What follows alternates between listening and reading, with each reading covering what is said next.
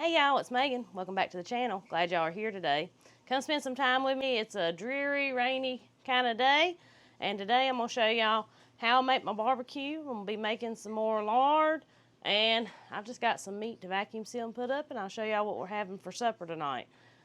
So, as most of you probably already know, we've started processing our hogs. What I've got here, this is a big roasting pan, I guess you call it. It's like a turkey roaster. I'm going to be making my pulled pork barbecue. Last year I did one in the smoker just to try it. I've always done it this way, but just to try it in the smoker. And actually Andy and I, we liked it better like this right here. So this year, this is going to be how I'm doing my barbecue. Now the pig this come off of was our biggest pig. It dressed out about 460 pounds. And so that's hanging weight and dressed. So this shoulder is probably a 30-pound shoulder that I'm going to be making my barbecue out of. Now, if you don't know, shoulder is the same thing as like a Boston butt kind of deal. But I'm going to show you what I'm working with here. That right there is a nice hunk of meat. And there's a lot of good meat in there. Shoulders always have this big fat cap on them. I've trimmed most of that fat off of it already once we parted it out from the pig. But I'll leave some of that. That's going to give us some nice juicy barbecue, but we're going to put some seasoning on it. We're going to do a nice layer of salt. I don't rub it in. I don't get real technical with this. I probably should, but I never have, and it turns out really good. Some black pepper. It's a big chunk of meat, so just throw that to it. This can also be done in your oven, but this roasting pan, to me anyway, is like the simplest option to do this. And this shoulder this year barely fits in there. Then I'm going to take just some general all-purpose seasoning and throw it in there as well. We're going to just barely cover the bottom of our roasting pan with some apple cider vinegar. Just enough to cover the bottom. I've got this right now set on about 275. So what I'm going to do, y'all, literally, I'm going to cover that up, and I'm going to let that cook for most of the day. I don't typically use a thermometer when I'm doing this, like a meat thermometer. I'll keep a check on it after it's cooked for a few hours. Once it really starts pulling away from that shoulder bone, which I'll show y'all later on today, and you can take a fork and easily pull it apart from the bone, that's when you know it's done. That's when you're ready to make your barbecue. So I got my old Ford tractor down here warming up. What I'm going to be doing is working on our winter sacrifice pasture over here. I'm going to go ahead and put up a couple of posts and work on making my braces for the post. And, well, once I get the post hole digger hooked up to the tractor, I'll show you what my plan is.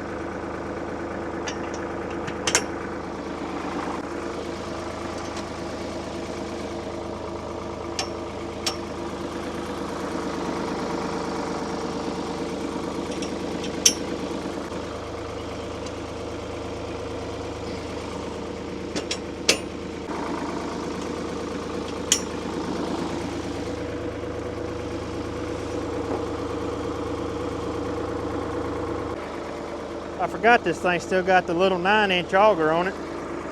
So before I get started, I've got to change the auger bit out.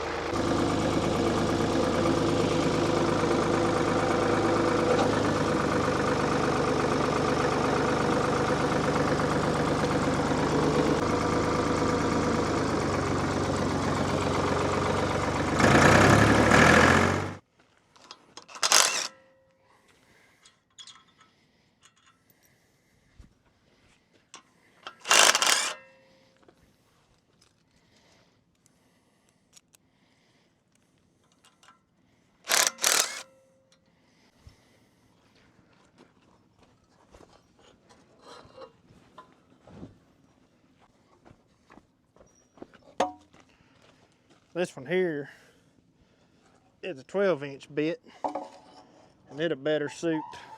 It's better suited for the post I'm using.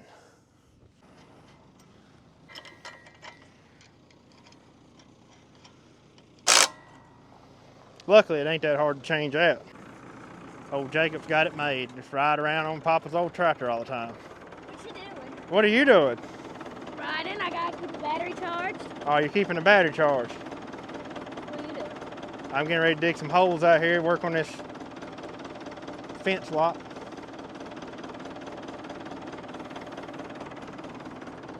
Keeping the battery charged, he says.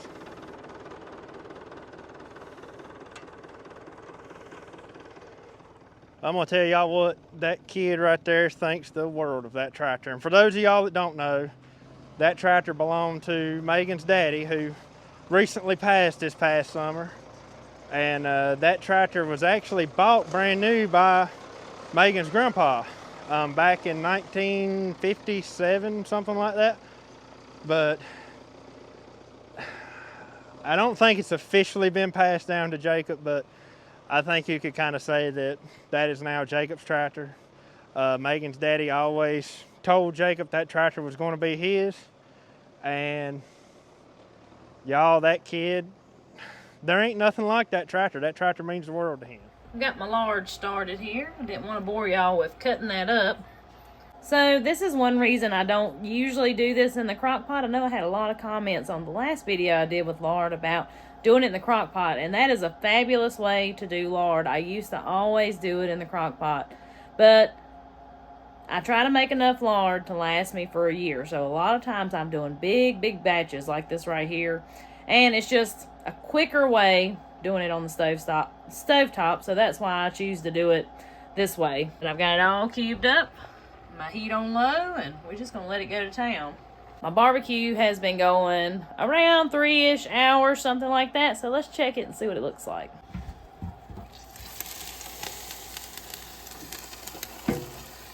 It's looking good. Nowhere near done, but it's looking really good. And it smells wonderful. Next thing on the list is I've got to work on some pig ribs. So usually you have, your whole big rack of ribs, and we've got a meat saw, and so we cut them into strips about like this. They're really cold, so they've kind of set up crooked, but I'm going to cut these particular ones. They've got a lot of meat on them, so I do some different things with ribs. I'll slice them individually and freeze them that way. For these though, since they've got all that meat on them, I want to use these for smoked ribs. So I'm going to cut them probably 3 or 4 bones over a piece and freeze them that way. I also can a lot of ribs too, and I'm planning on doing some this year eventually, so I'll also show y'all when that time comes how I do that. But yeah, I'm going to go through, and I think I'll do about like that. But you can see they've got a pretty good amount of meat on them, so I want these to be for smoked ribs. So I'm going to cut each of them about like that right there. I did get me a smoker. If y'all been around for a while, you know I was having some issues out of my smoker here a while back. I ended up going with the Pit Boss. Had a lot of recommendations for that.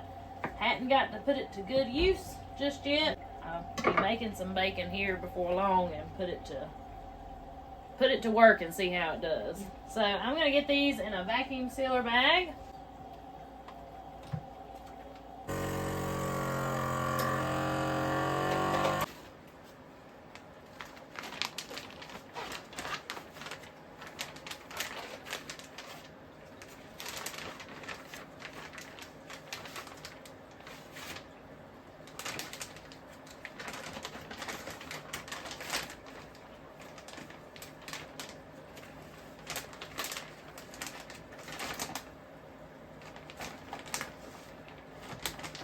And it's kind of like putting together a puzzle, especially these pieces that have bones in them.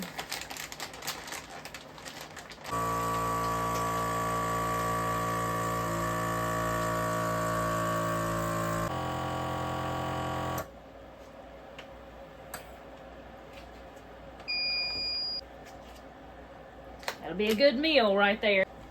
Now, I get a lot of questions about my vacuum sealer. That's an Excalibur vacuum sealer.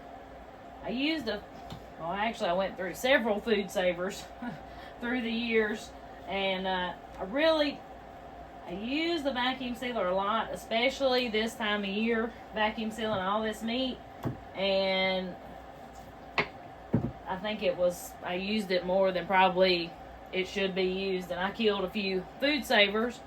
Somebody recommended an Excalibur, and I have been more than pleased with the Excalibur vacuum sealer.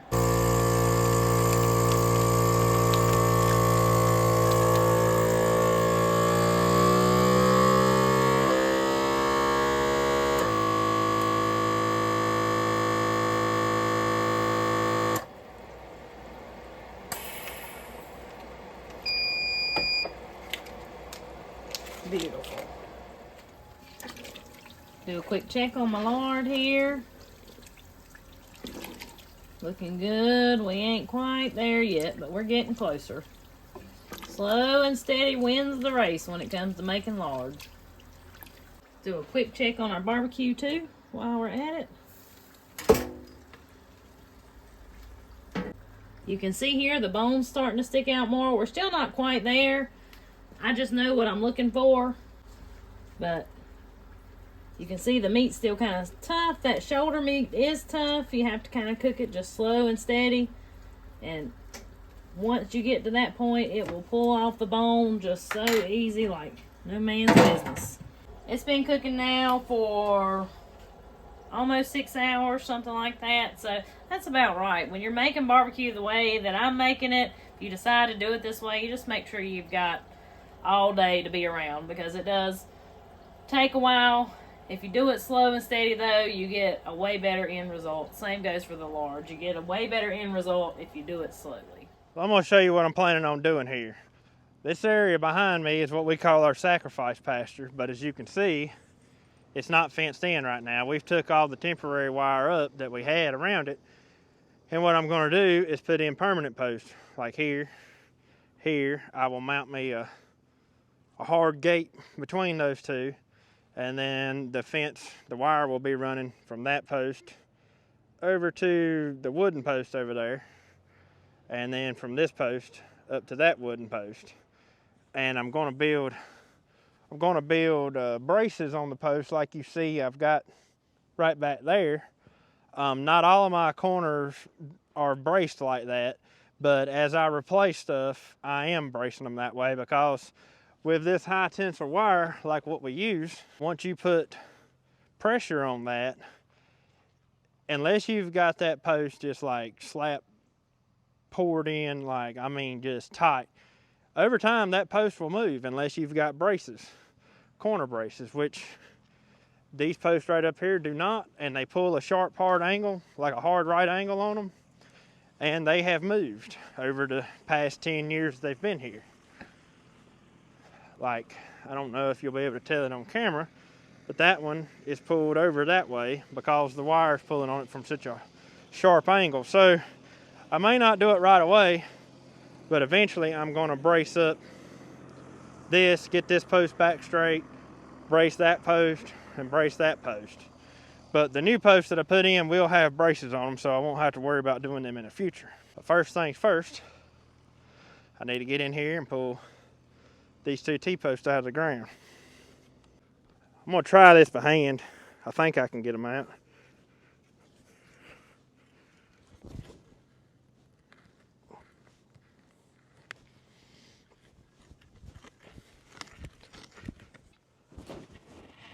Yeah.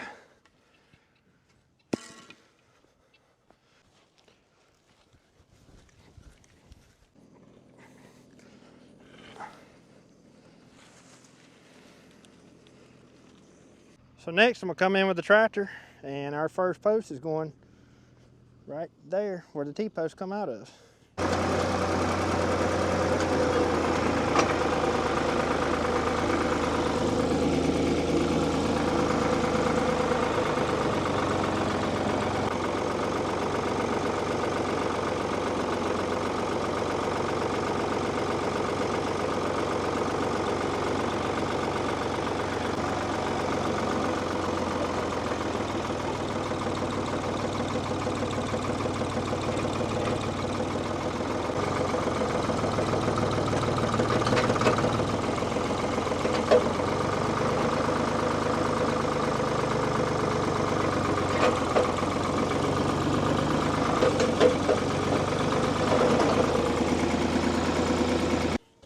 It's hard to tell when you're up on that tractor, but I believe I got the hole just a little bit crooked. Now, these posts I'm using are power poles that I've cut up.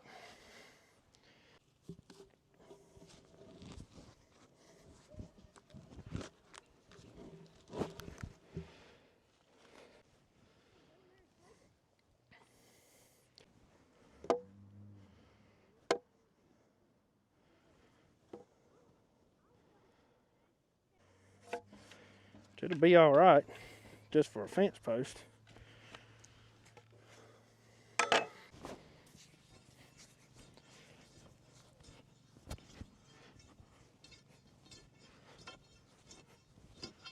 Now what I'm doing is just packing the dirt down real tight around that post. You can use something with a small end on it like that right there that's got some weight to it. I believe this is an old axle rod or something, and you can really pack that dirt real tight down around that post there, and you don't have to use no concrete or anything like that. And I mean, our red clay that we have here will probably pack up tighter than concrete. I ain't never put concrete around the post. What post I have seen that had concrete around them rotted off up at the top. They'd rot off right here at the ground. I don't know if that concrete held moisture or what, but about all of them I've ever seen done that. Now the bad thing is, I've got my post hole so crooked, I can't get the tamper around this backside because the post is actually laying up against the wall of the hole. We'll do the best we can with it though. I can get around it like that right there, that'll work.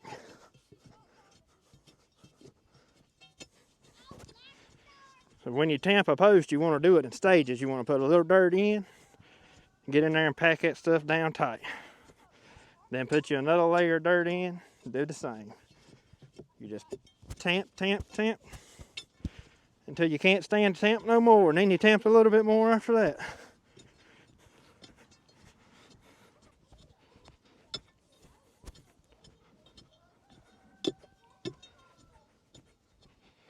I would imagine in sandy soils, doing that right there probably wouldn't do much good.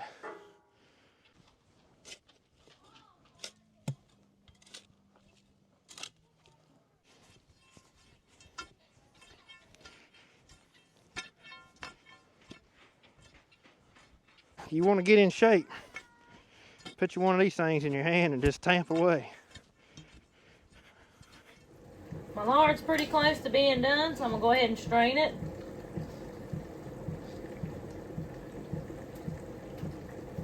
I do strain mine through a paper towel. You can use a cheesecloth or whatever. I've just always used a paper towel. The key to good lard, as y'all have heard me say before, is to make sure it is strained extremely well. Any of those little tiny crumbs or cracklings that may get lost, you want to get all that out. You're going to have you a good shelf-stable product, whether it's canned or not. It is shelf-stable.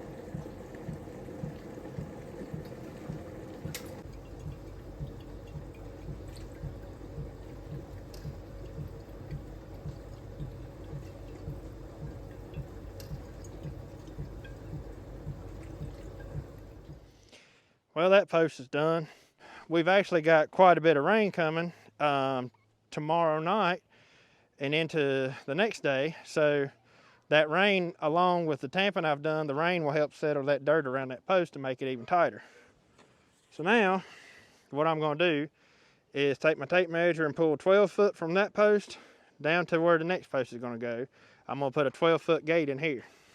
I want this gate to be able to swing to the inside and to the outside, so I need a distance inside the gate of like 12 foot 4 inches, I think. 12.2, 12.4, somewhere in that range. So we need to put the post right there. So that post is going to go right there. We're going to try to center up my drill bit on my auger right there. And that should be about right.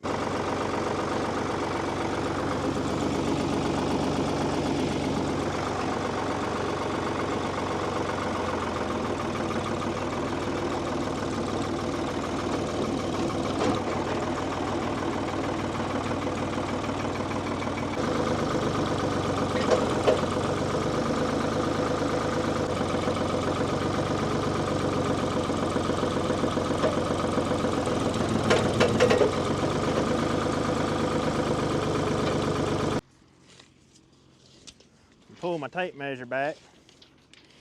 See, just before I even get to started on cleaning that hole out, see just how close I am. Oh yeah, we're gonna be real good.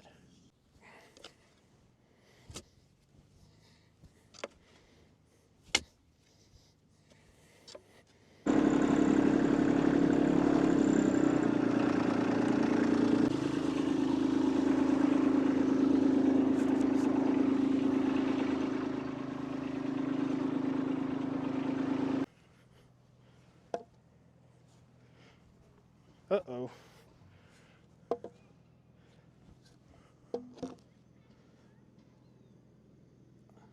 Okay, we're good.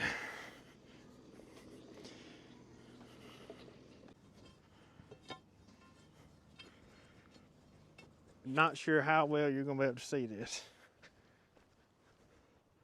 I'll try to zoom in.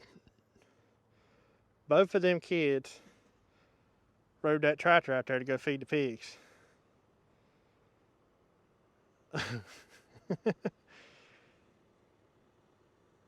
That's their evening routine right there. Now that we don't have the steers, they just got the pigs and Lovey to take care of.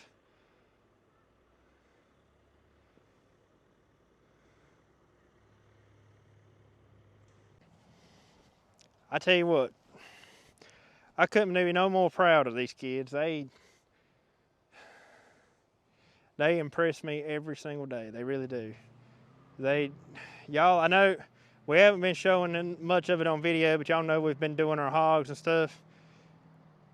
And these kids, they have worked and worked just like the grown-ups have. It's just amazing to see them, see the little adults that they've become. But anyways, now I got to get back to being an adult and finish putting my post in.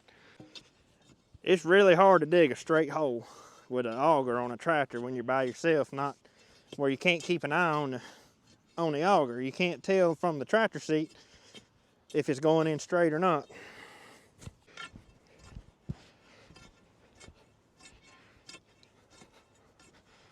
So I ended up getting me 6 full quarts of this beautiful, beautiful lard. I let that cool overnight. Usually I let it actually cool about 24 hours before I go stick it in my basement.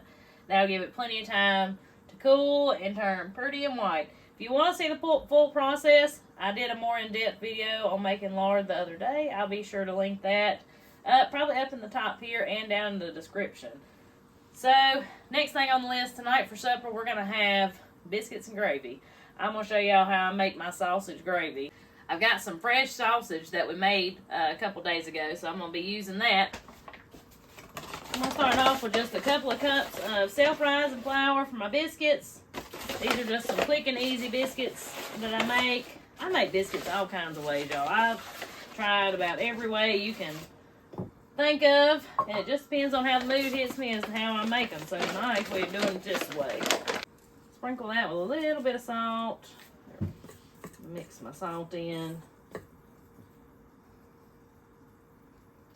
Now I'm going to pour in roughly a cup of milk.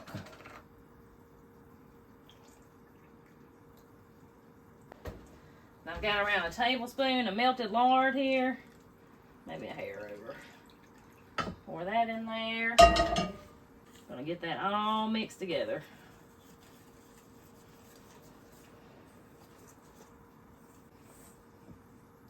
Then you're gonna get you a handful out.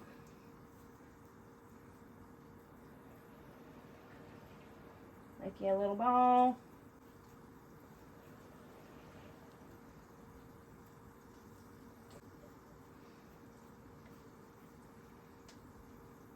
Then we're just gonna mash them. We're gonna pour some melted butter over them.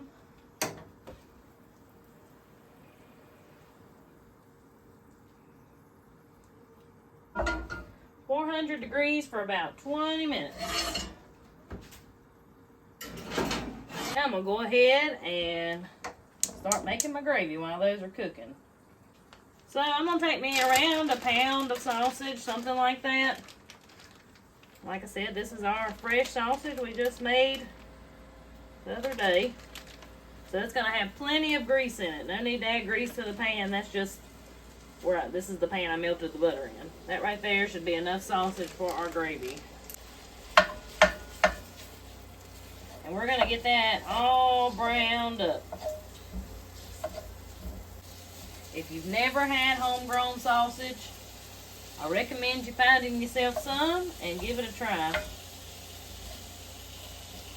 As long as it comes from somebody you trust, you just can't beat it, y'all. So we're about probably about 45 minutes away from it being dark right now. So I'm kind of debating on how much more I'm actually going to do down here. But I think I'm going to go ahead and do one more post hole and put in one more post. So what I'm going to do is go get me a string and pull it from this post to that post. And that'll mark a straight line between the posts. And then I'll know, you know, the line that the next post needs to go into.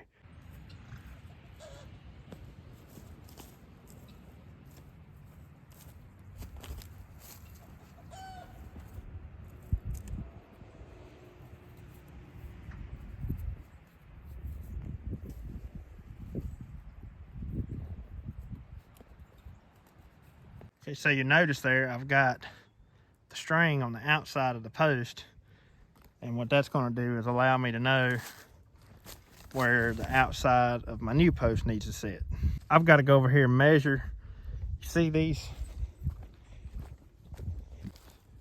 I've got to measure how long these cross pieces are right here, and I'm going to have to go get me some of those.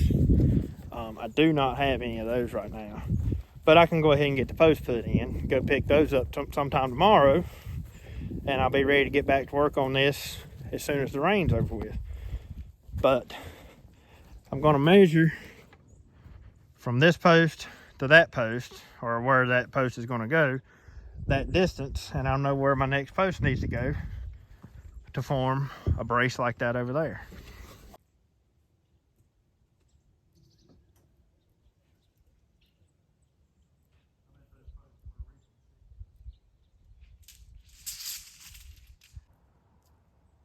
That tape measure come down and touched the wire. That was a good jolt right there. So we need these posts right at about 6 foot apart.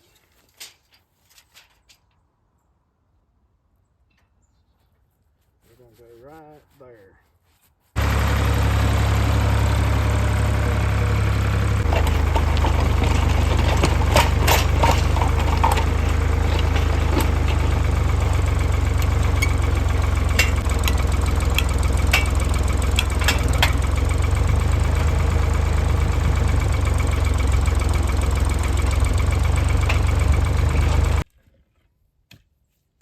I believe I've got this hole the straightest I've got any so far.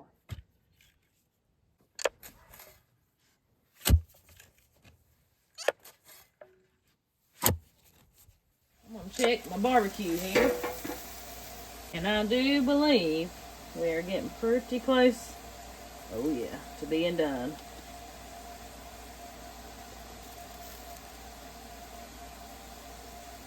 That piece of meat just right there just pulled straight off.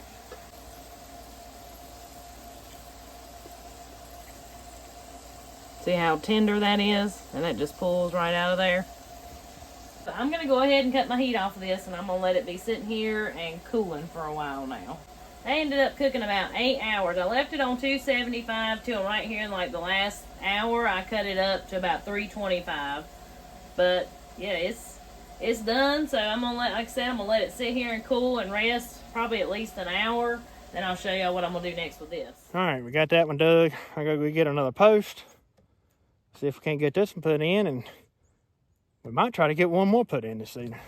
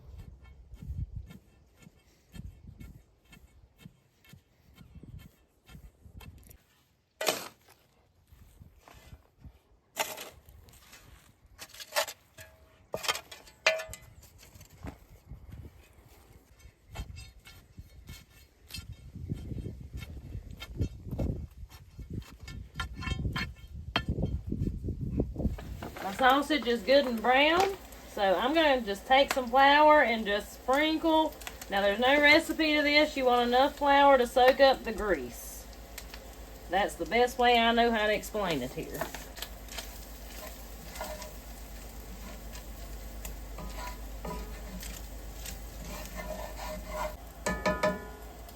Now, I'm going to cut my heat off. I'm going to start slowly adding some milk to it.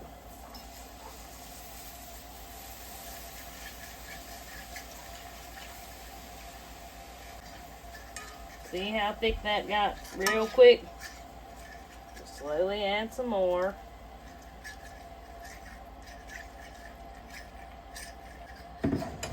Again, there's no recipe to this. You add enough milk, slowly, a little bit at a time, until it gets to the consistency you want. Actually, a little thinner than the consistency you want. And then you're going to cut your heat back on. I'm going to let this start heating up again. And it'll start thickening up again, so we'll probably more than likely have to add a little more milk, and that's okay. Your sausage has seasoning in it, but more than likely you're still going to have to add a little bit of salt to it.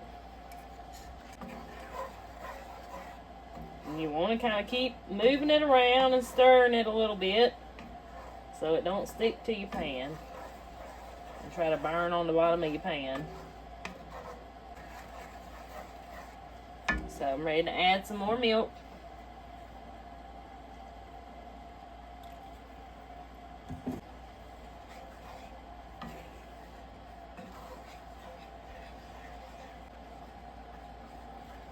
So it's starting to simmer a little bit. So it's very important. Just kind of keep it stirred. Keep an eye on the thickness of it.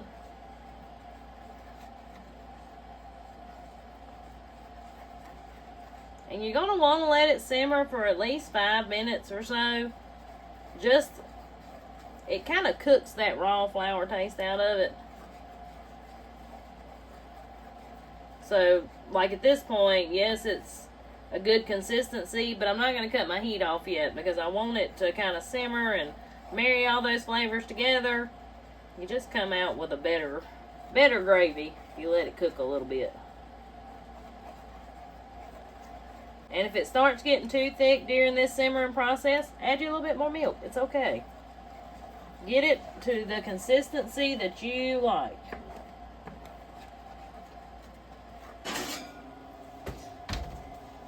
Look at that.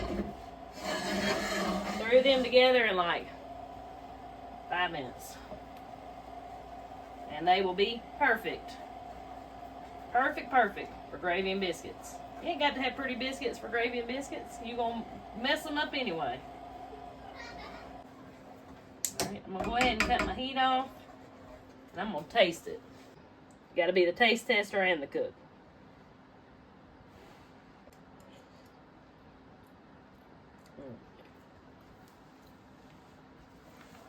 That's perfect. Alright, I'm going to scramble a couple of eggs, haul for Andy and the kids, and we're going to eat us some supper.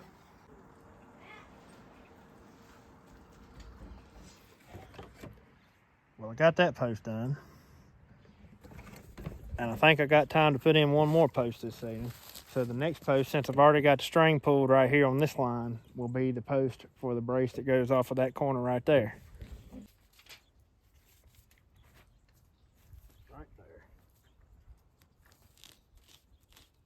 Something y'all might notice while I'm using the auger behind the tractor is I keep my tractor facing where it's pointing up and downhill. And that way, if I'm pointing up or down the slope, my auger is straight like this. And so the only thing I've got to worry about is backing up or pulling forwards to get it straight the other way. If I were to come in here from the side, like this right here, then I'm going to be off in two different directions because my tractor's sort of where it'd be sitting on the slope, sitting with the slope, the auger would be going in the ground like this. So at that point, I don't have no control over the way the auger's going into the ground. I can go back and forth to straighten it that way, but still I'm going to be messed up on the other direction. So that's why y'all see me keep going like with the slope when I put the auger in the ground.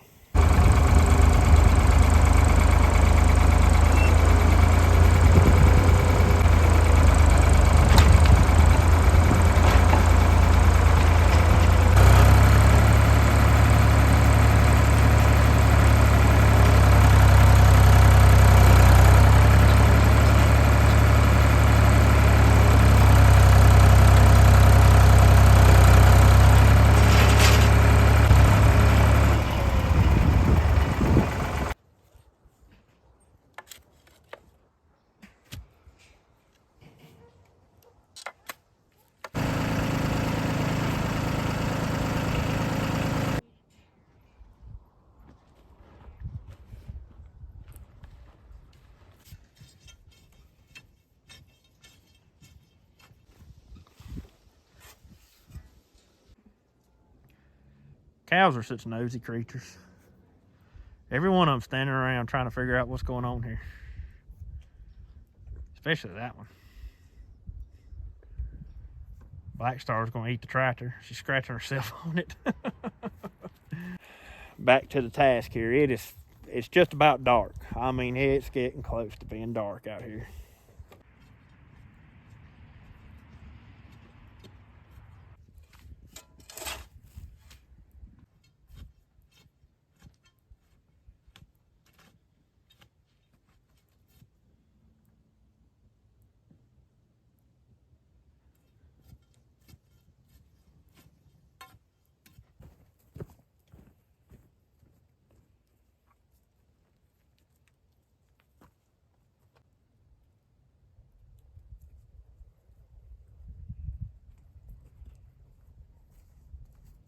Well, I guess that's all it's going to get done out here for tonight.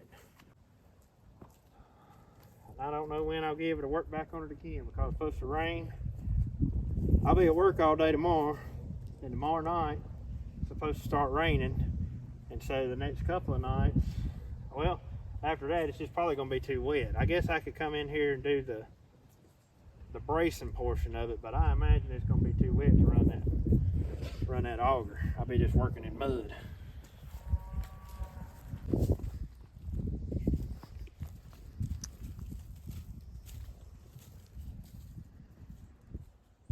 It's amazing how light it looks out here, y'all.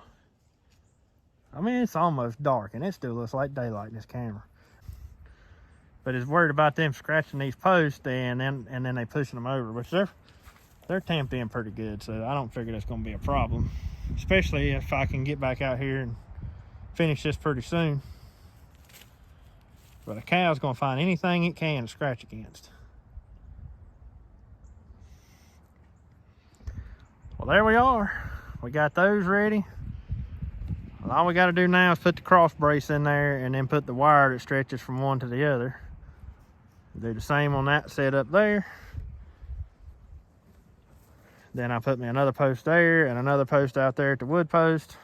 Brace them up. Then I'll string out the wire and hang a gate right here. And our winter pasture will be done. Because of the weather, I'm not 100% sure when I'm going to be able to get out here and finish it, but at least I got this much done of it. And then the rest will just come when it can come.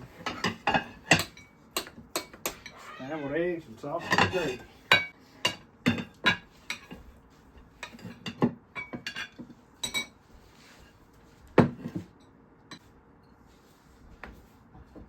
Biscuits are still hot.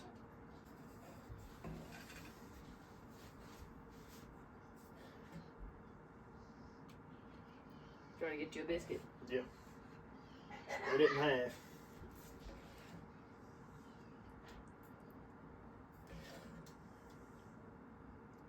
You gonna put gravy on your eggs? I like sausage gravy on my eggs. Oh my goodness. It's good. That's a good looking plate of food. It always tickles me though when I think about gravy and biscuits. Because you take flour and you fix it one way to make the biscuits, and then you take liquid flour and make gravy, and you're just eating flour. You're just eating a bunch of flour? You're just eating flour on top of flour. But that looks pretty good. Alright, so now that my barbecue is good and cooled off, I'm going to start cutting it off the bone, and the way that we like it, I've I've done it several different ways. I've pulled it, you know, with the bigger chunks of meat, and I've chopped it by hand, and I've chopped it in the food processor. And our favorite way, just personal preference, to eat it is chopped in the food processor. So that's how I'm going to be doing it tonight. So I just start off by kind of trim off some of that extra fat that's on the top. I don't put all that fat in there. So I'm going to get me a nice few chunks of meat and put them in my food processor.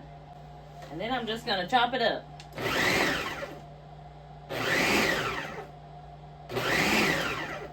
And I'll do that a few times until it gets to the texture I'm looking for.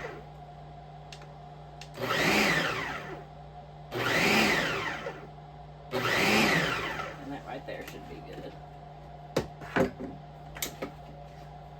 So see there?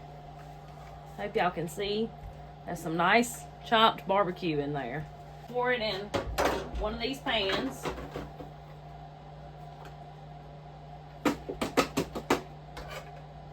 And I'm just going to repeat that process till I get all that meat off of my shoulder here. So I don't put any barbecue sauce in it when I freeze it. We used to, but I found that we liked it better if I added my sauce like after I put it in my pan to cook it at a later date. That way, if I want to put a different kind of sauce in it, I can.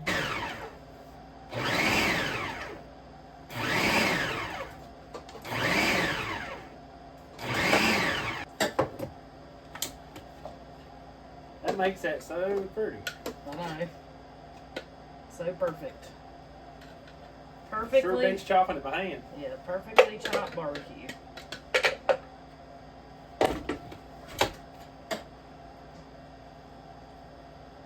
Get it? Yep. Put me one more little piece on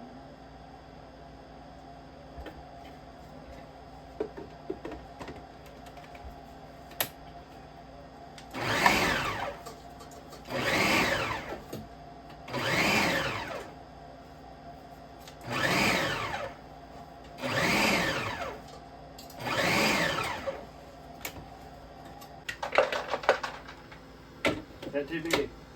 now I'll cut it in half. No, we're running out of meat. Yeah, it don't take. Especially when you got the chicken. That helps a whole lot.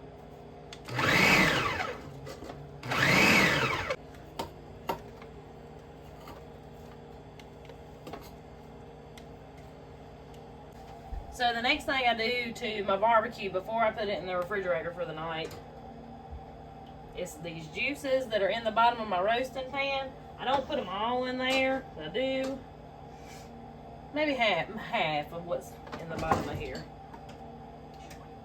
That really, after it all sets up, that really makes some good barbecue.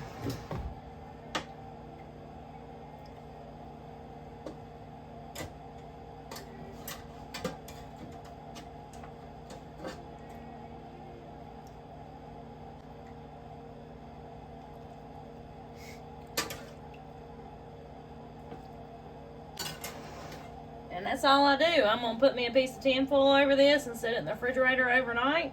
Then sometime tomorrow I'll get it out and I'll put it in around a little bigger than a quart size bag, fill that up, and stick it in the freezer. And that's a super quick, easy meal. It's already cooked. All I do is thaw it out, put it in a pan, put me some barbecue sauce on it, and we have a quick, easy lunch or supper, either one. So anyways, guys, I hope y'all enjoyed today's video. Hope you might have learned a little something. Until we see y'all on the next one, y'all have a good one.